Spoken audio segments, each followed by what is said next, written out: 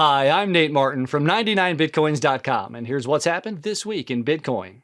Worth nearly $50 million in Ethereum, 342,000 Ether was hacked from South Korea's UPBIT exchange. The hack occurred during maintenance and is one of the largest Ethereum thefts ever.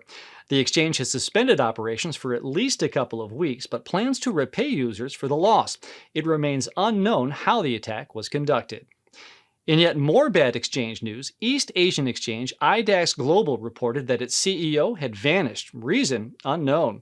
All withdrawals and deposits have officially been halted, although some users had already reported having issues withdrawing their funds.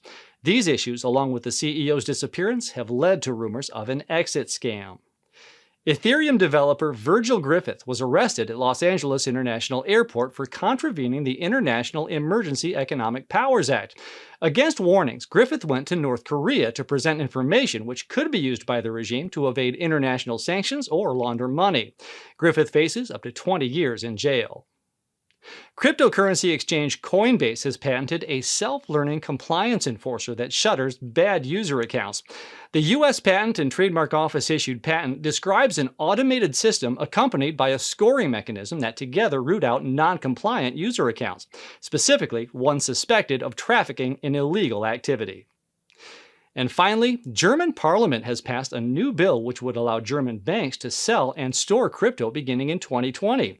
The bill still awaits approval from Germany's states, but it stands as a sign that crypto adoption and mainstream financial integration has gathered serious momentum. That's what's happened this week in Bitcoin. See you next week.